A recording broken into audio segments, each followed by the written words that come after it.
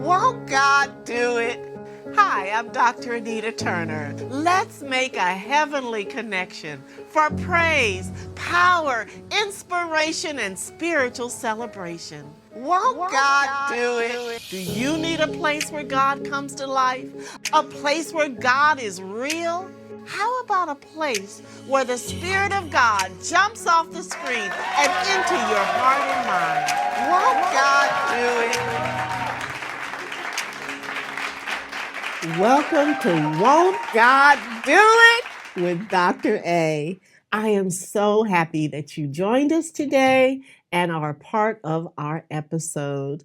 I have, as I always say, another fabulous guest. She's just an amazing young lady, and I'd like to introduce you to her by way of her bio. Isabel Gleana is a wonderful young lady whose parents have been married for 26 years. They have 3 children altogether. Her older sister is 26. She is 23 and her brother is 17. Isabel graduated from California State University, Dominguez Hills, where she received a BS degree in sports management. She is also on track to receive her master's degree in sports management from California State University, Long Beach. Isabel works in sports and athletics, and she has worked with many organizations such as the USA Basketball, the Los Angeles Dodgers Foundation, and the Los Angeles Clippers. Isabel is currently working with the athletic department at Pasadena City College, where she serves as a liaison between student athletes, coaches, and other athletic department faculty and staff. Isabel attends a weekly Bible study small group through Faithful Central Bible Church in Inglewood, California. She enjoys working out a bit, and in her free time, she also enjoys scenic nature like hikes and going to the beach. I would like to introduce you to a beautiful, intelligent, articulate, spiritual, lovely young lady. Please welcome Isabel. Hi, Isabel.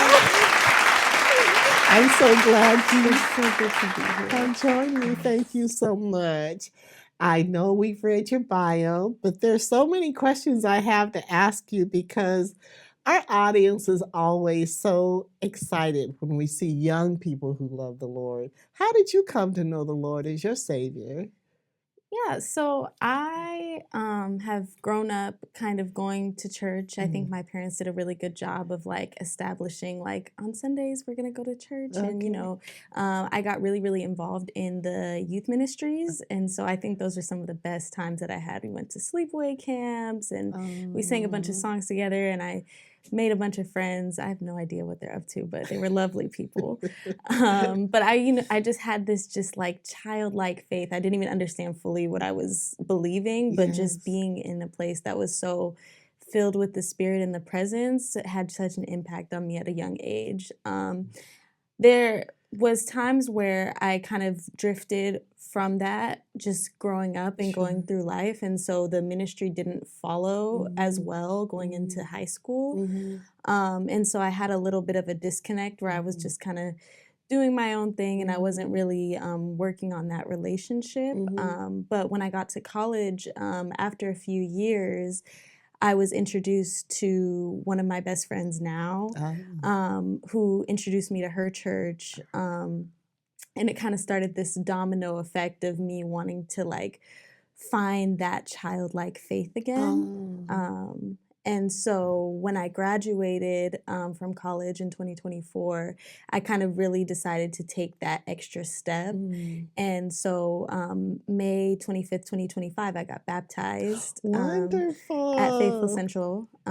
It was beautiful. It was the most amazing thing. Everyone was like laughing because I was smiling the entire time. And at Faithful, they have the screens, and it's a big ordeal, as it should be. But I was just like ear to ear the whole time. Like even going down, I was smiling. Coming up, I was smiling. When I came back, there was no place I would rather be. Oh, that's exciting. And so just honestly being able to take those steps, and really go through some of my lowest moments and just understand that God is the only person that brought me through that. Yes. And I went through some really, really hard times, and I didn't realize it in the moment, but it was kind of an afterthought. And I was like, wow, like His grace is so amazing. His love is so amazing. And there's situations where people wouldn't survive in their own strength, and in their own will, but because we have a God that loves us so much, He protects us and He wants us to be everything He's envisioned us to be. And so just being able to walk through that and really depend on that has really helped motivate me to keep going. And then also, I tell people this all the time and they might think that I'm joking, but the small group that you mentioned, it's an answered prayer. Like it is so beautiful seeing so many young people who are just like so knowledgeable and just on fire and just have this fervent love for God, and to just be able, you have accountability partners, you have people you laugh with, you have people that, just understand things that you go through on a day-to-day basis that not everybody else would. And so I think just being able to build kind of like a familial relationship with all of these people has really helped keep me afloat and really helped inspire me to keep going. Well, I think that's wonderful. And small group, usually people can get lost in a big church. And Faithful Central is quite a large church. We call them mega churches, right? But this whole concept of a small group, being in a group that's like-minded, generally similar or close to age range. And we had a guest on Glory who is a part of that as well. And tell me a little bit about the small group. You were telling me you guys have sort of a nickname for it right now. What is that, and how did that come to be? Yes, so Glory is actually one of the facilitators. Him and his sister Miracle, they co-facilitate. Okay. Miracle kind of works on like logistic-wise things, and Glory kind of helps lead the discussion for us. But we meet every week. We meet every Friday, and it's very like family centered. We go to their house, and their parents cook for us, and we have dinner after we have our discussion. But what is funny is that Glory, he's an amazing individual. Like I've quite literally never met anyone like him in my life, and I mean that in the best way possible. And I think we were talking about like different translations of the Bible, and he has this thing where he thinks that New King James Version is his favorite version. I could be wrong, but and so they have a term in there, brethren, that we hear quite often in the Bible. And so he was addressing us one day in our group chat, and he was like, instead of friends and loved ones, he was like, I'm gonna use brethren. And there are more girls than guys in the group, and we were like, brethren, like that doesn't match. That doesn't match. Like we are, brothers and sisters. And so like we kind of just used a play on word, and someone was like, what about brethren and sisterin? And it makes absolutely no sense. But like our group chat name is like Brethren and Sisterin of Christ. That's adorable. And looking at it, you'd be like, these people are crazy. But us reading it, we're like, okay. And like we actually use that to like address each other. If I need something from one of the men in the group, I'm like, can any of the brethren help me out? That's wonderful. And I think it's important for people to connect in a smaller group. And I love how you talk about the connections that you all have and sort of having that base, that go-to group of people. And I see you all sitting in church together and fellowshipping together on Sunday, and breaking bread after you guys have your class on Fridays is wonderful. But tell me, how did you prepare for college? I mean, you're 23 and you already have a bachelor's degree and you're in school for a master's degree. What is the success you think you found in being able to be so successful in your college endeavors? Yeah, so I'm very blessed to have the family that I came into. I think that along with having like a wonderful example of marriage and love, I think my parents also did a really good job of instilling like a hard work ethic. Okay.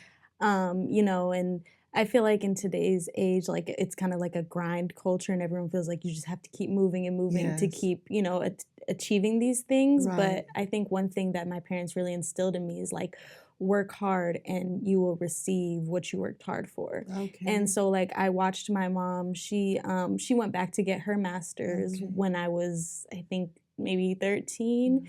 I was some young age, and like just being able to see her walk across that stage after, Mhm. taking a pause in her education. And even Mhm. now, like she's getting her doctorate, she's in the process of Ah. doing that. And so I've never seen her stop working. Ah. Um, and even with work, like she's still been able to do things to like find enjoyment for herself. So she Mhm. joined the junior league and she's the president of that. And, Ah. she's in different community organizations where Mhm. she kind of takes this like leadership role. Okay. She almost assumes it immediately, which I love. But I say all that to say that I felt very supported, and I always felt like they really wanted me to do my best. And Yes. so I always kind of tell people that I think my parents just trust the kids that they raised, Yes. and just trust that, we have so much, like, we know what we're passionate about and we know what Yes. we want to do. And so I was fortunate enough to kind of have like a dream and a vision. And I've known that I wanted to work in sports since I was 16. And I want to ask you about that because that's a unique, first of all, congratulations on your success. Thank you. And thank goodness for wonderful parents and a mom that's a living testimony of pushing and doing well and being successful. And congratulations to her on her success. But sports is not usually a girl Correct. field. Correct. So what you said since you were at an early age, but what kind of triggered your interest in the area of sports and sports management? Yeah, so I was a little bit of an athlete growing up. Okay. I played soccer for a majority of my younger years, and Okay. then I went to play volleyball in high school. Uh-huh. And it was funny because, like, as I was playing, like, I enjoyed playing, but like, I also wanted to know, like, how did these things happen? Like, how do people Oh. just know? How do the referees know to show up? How do the other teams know where to go? How do we have buses to get to our Because it games? takes Like, all that. yeah. And Yeah. so in high school, I was also in the Associated Student Body. And so Okay. I ran for the role of athletics commissioner at the time.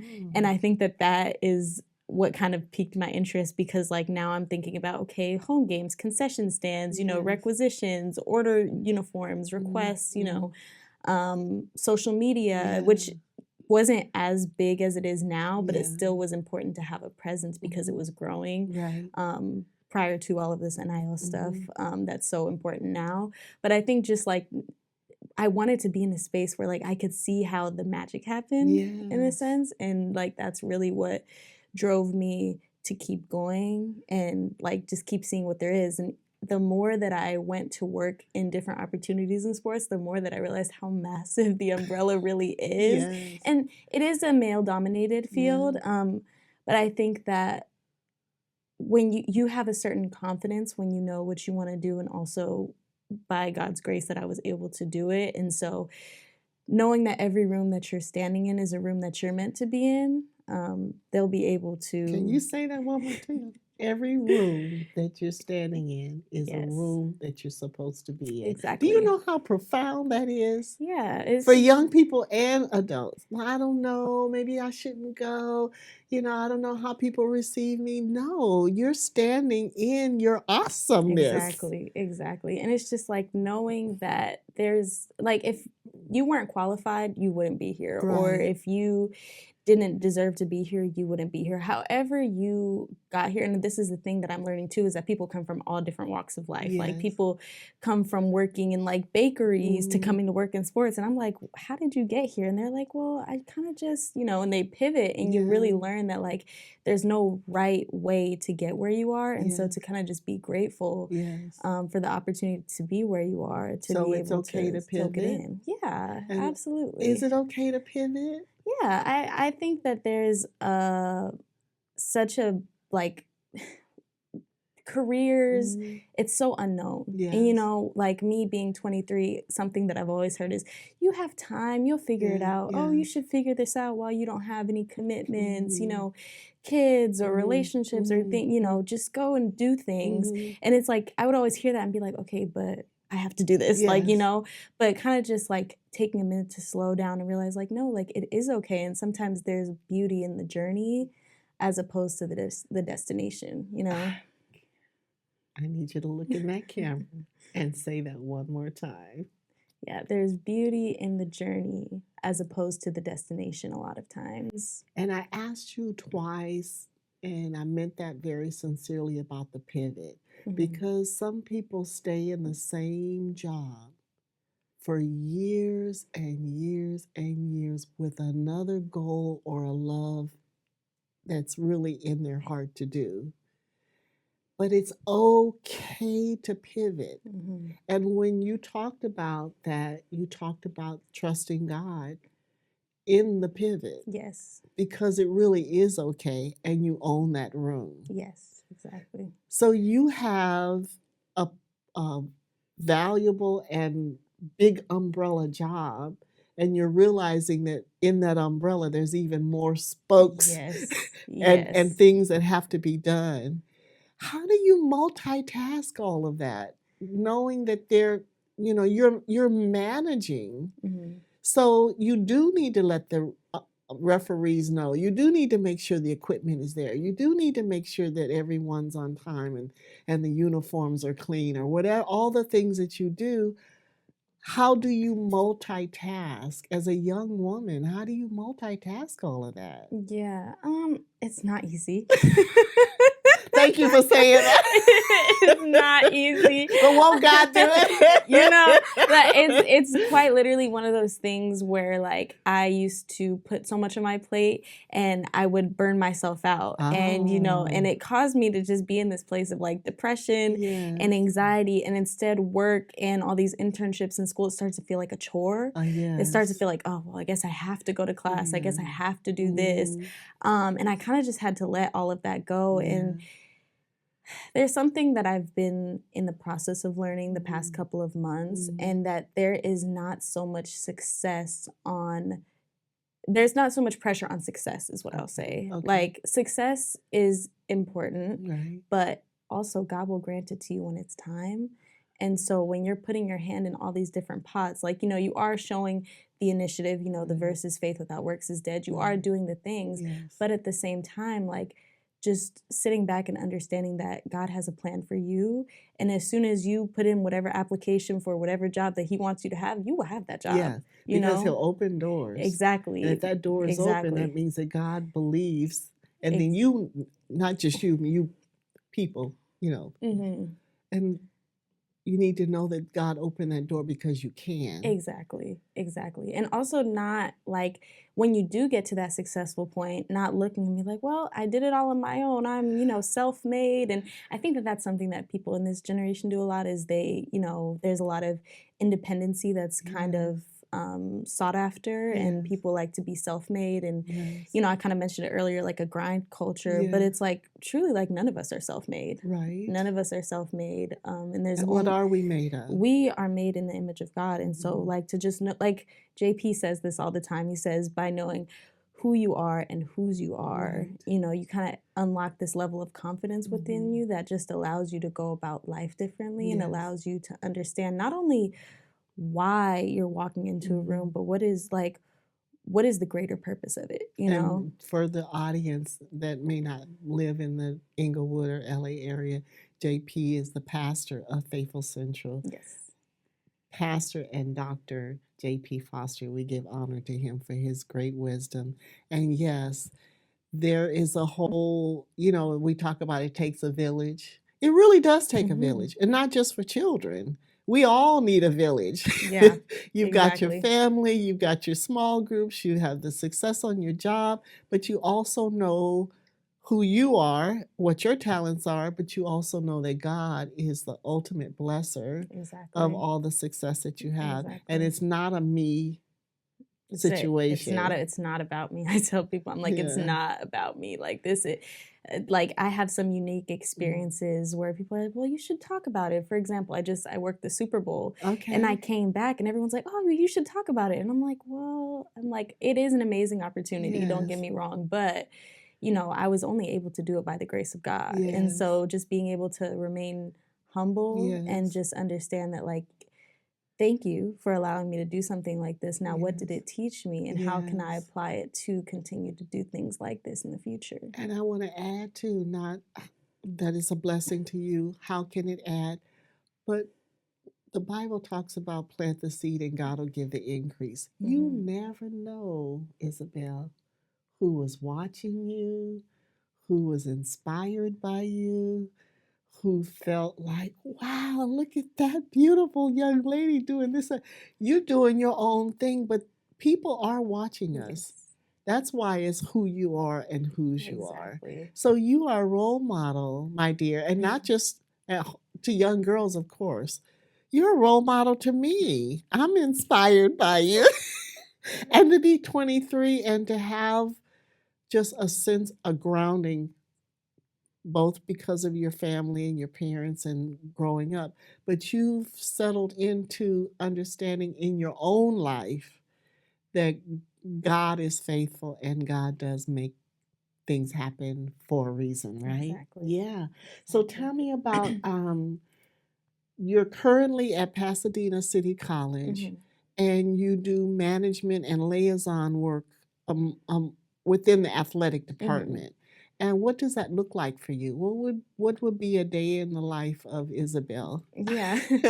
I think that working in sports is so funny because, like, no day looks the same. Oh, good. Isn't that exciting, though? It is. Like, truthfully, like, I wake up to new things in my inbox every day, and I'm like, oh my goodness, like, how did this happen? Like, we just had our women's basketball team win with only 3 players left on the court after everyone fouled out, and it was overtime, and, like, it was absolutely bananas. And I woke up, and I was like, oh my goodness, like, whoa, like, we have to talk about this, you know what I'm saying? But I'm fortunate enough to be in a position where I do a lot of marketing and social media. And so, like, essentially making the program look better and finding ways to advertise it to potential students, and then also the students who go there, because, working at a community college, it's a unique experience because that's not their final destination. Right. They have somewhere that they want to go outside of that. And so how can you be a part of a athletic program that helps support the students overall?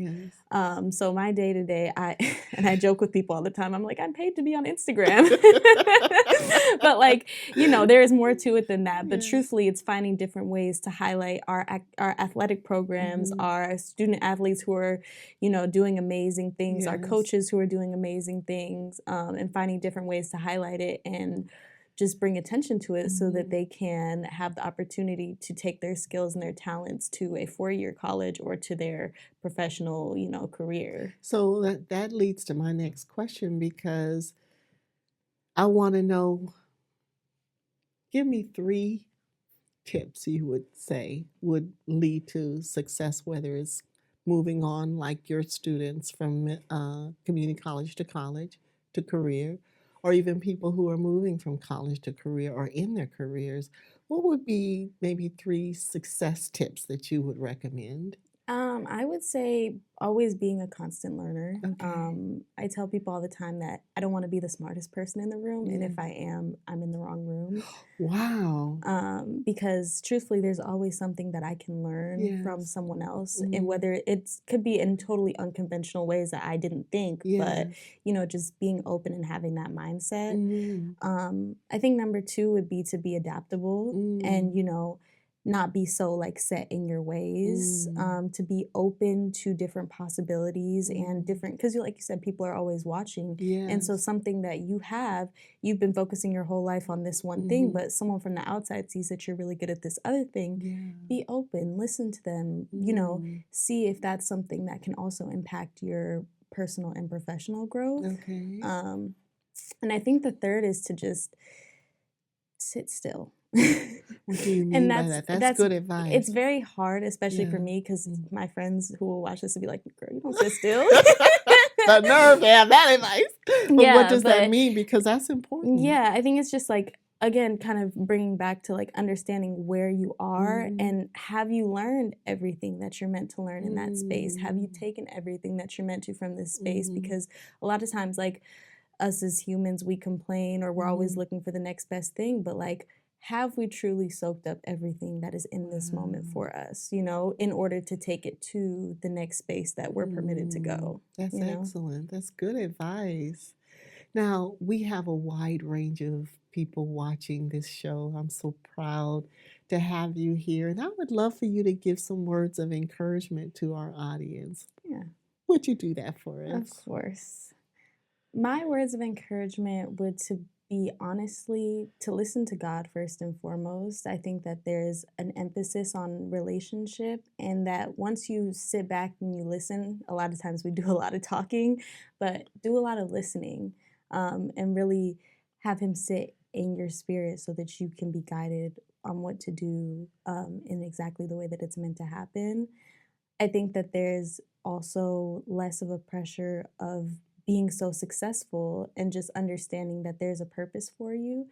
And so learning that you're still being molded and you're still being developed and there's still things that you are learning every single day. And so to not put so much pressure on if you mess up on this or you mess up on that, or, you know, if things don't go the way that you had hoped, that everything is so intentional and made by design.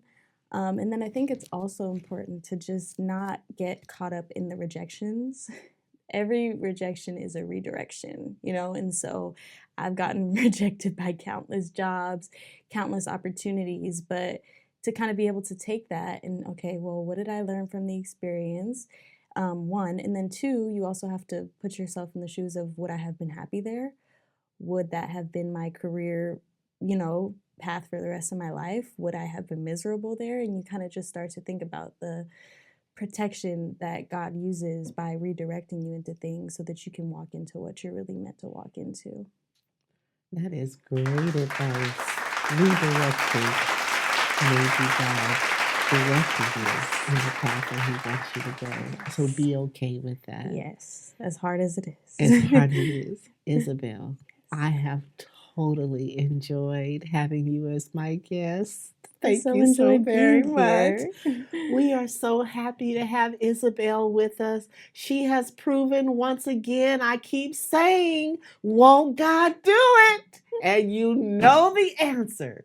Yes, He will.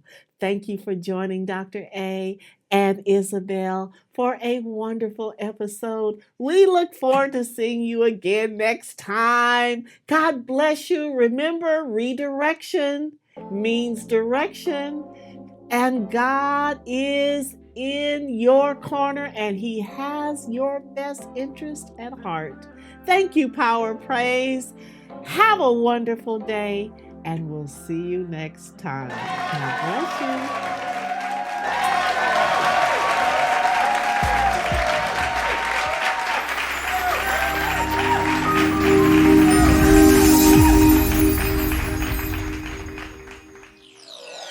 You're watching Power of Praise TV.